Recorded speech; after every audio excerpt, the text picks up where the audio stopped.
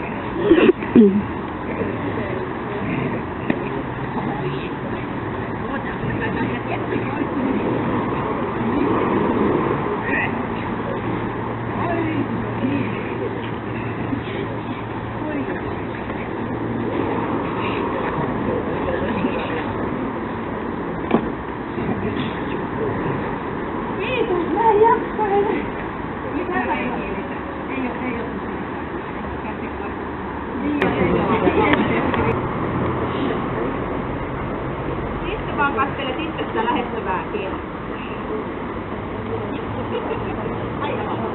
Ota pieni askel eteenpäin.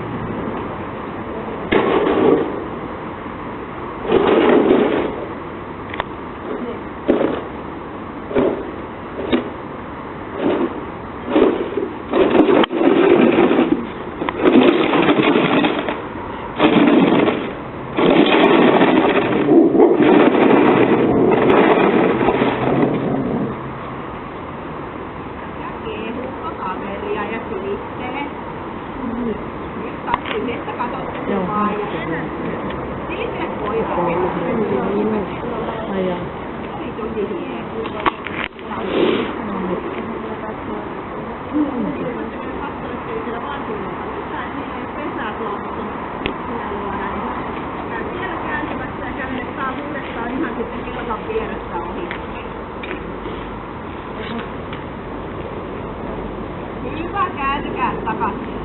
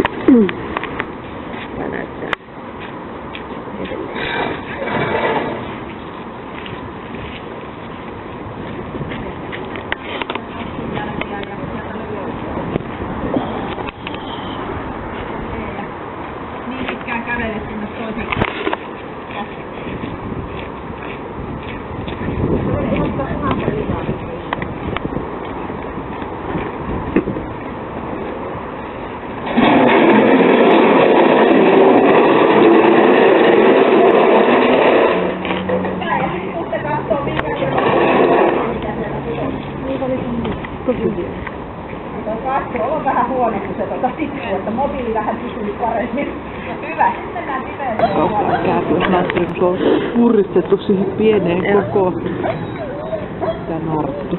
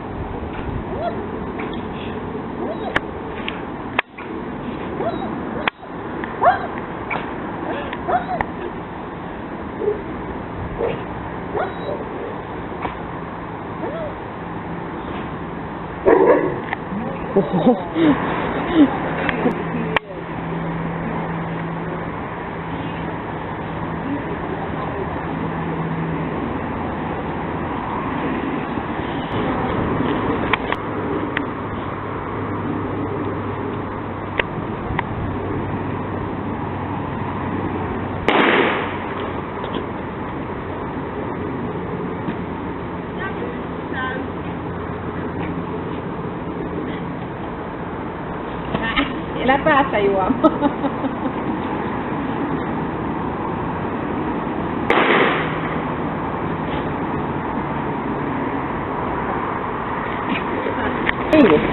Suurena yllätyksenä tulee, että se on laukaus varma 3 plussalla. Että varmaan yllättää ohjaaja suunnattomasti, että en olisi ikinä uskonut. No joo, luoksepäättävyys, se on +3 hyvän tasoinen luoksepäättävä alue. Ei mitään ongelmaa missään tilanteessa.